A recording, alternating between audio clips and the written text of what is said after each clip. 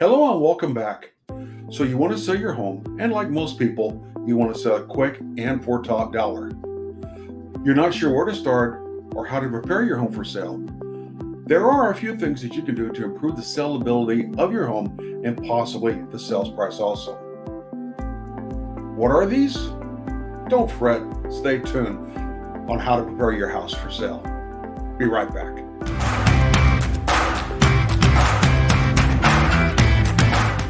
Hi, I'm Bob Weibrecht, a Missouri licensed realtor with Coldwell Banker, Realty, Gundaker in St. Louis, Missouri.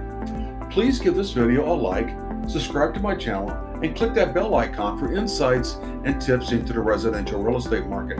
I publish a new video every Wednesday, and you don't want to miss a thing. Moving can be, and I won't sugarcoat it, a daunting task. Not having a plan can make it even worse. So where should you start? The best place to start is preparing your home for sale as soon as you decide to move.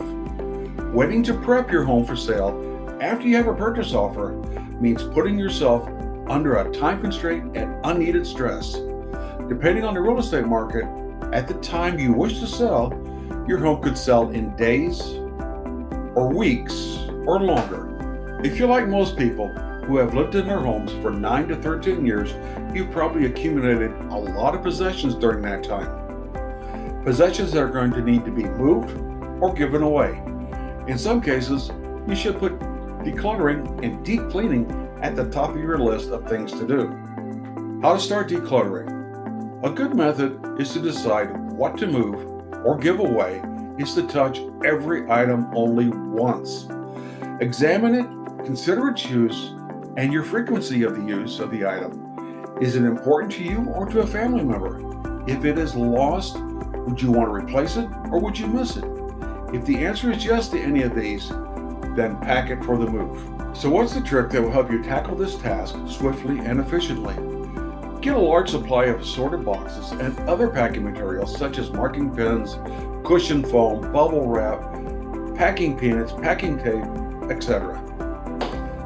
Once you have these items, place a supply of assorted boxes in a central location with packing supplies such as the packing tape, packing cushions, and a few markers and pens. Now everyone knows where to look for these moving supplies. Take a few assorted boxes into each room. Once you begin packing that room, write down the contents of the box on a pad of paper as you put each item in. When the box is full, label the box with the name of the room, such as the master bedroom, home office, and place a number 1 on it. On your packing list, on the list that you wrote down the items that you put into the box on, write the name of the room and the box number on the list to keep track of these items. Put this pad in a secure location so it doesn't end up getting packed or worse yet, thrown away. Here's a pro tip for you. Make an essentials kit in the kitchen, bathroom, and wherever else you have items that you use on a consistent basis. For example, in the kitchen, make a kitchen kit by placing cookingware, utensils, baking sheets, hot pads, and of course a can opener to use when everything else is packed and moved. With your food items, keep some to consume while you're preparing for your move. Assemble a basic kit for cleaning supplies also to use. The rest should be packed up or given away. Don't forget the bathroom. In the bathroom, assemble a kit for your toiletries, towels, washcloths, and a roll of emergency toilet paper. Once you have your possessions in a central location to be moved, take the giveaway items to the appropriate parties or dispose of them that you're not giving away. Refuse the urge to go through these items again. Remember, touch everything only once. Now that your home has been cleaned of excess items, look at the interior of your home. Do the walls need to be painted? A fresh coat of paint on every wall will go a long way to attracting buyers. Research shows that most buyers like a white, a neutral beige, or possibly a light gray color. Do the windows and screens need to be repaired? Do the floor coverings need to be freshened or replaced? Treat any hardwood floors that you have with a refinishing polish to make them shine. Next, stage the home to highlight its features. There are benefits to staging a home. the National Association of Realtors reports that 77% of buyers agents said that staging a home makes it easier for buyers to visualize themselves in a home rather than viewing a cluttered or empty home. After having completed the inside and the giveaway items are on their way to the donation center or trashed, let's go outside. View the exterior of your home with buyer's eyes. Start outside across the street and look at your home's curb appeal. Is it bright and cheerful or sad and unmotivating? It's your house's curb appeal that will be the first thing a buyer sees and may determine whether or not they want to see inside. Brighten up the exterior of your home by applying a fresh coat of paint to the front door. Put some flowering plants out in the flowering bed or in pots near the front door.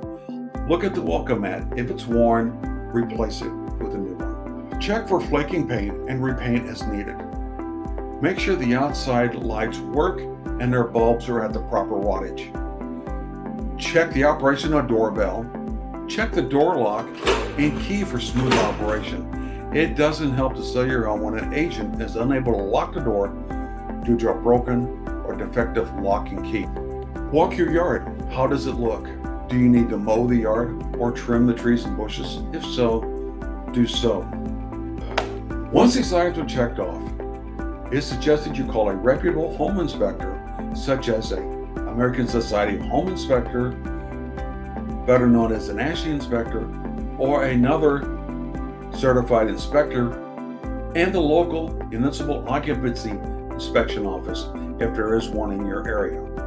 Although this may cost you a few $100s or more depending on your area, it's worth to save the time and money while your home is under contract. These inspections will tell you what repairs you should have made, and you can make these repairs on your own schedule. This will help you avoid rushing around and trying to get repairs completed before the closing date. 2 important points here. The buyer may have your home inspected by their inspector while under contract and include other inspections such as a pest, radon gas, sewer, and natural or propane gas if so equipped. With these inspections, additional issues may be uncovered. You can have these other inspections done for an increased service fee when you have your home inspected prior to listing it. Check with your chosen inspector for details. 2. Any structural or mechanical issues found during your inspections that you decide not to repair may need to be disclosed on the disclosure statements for your area.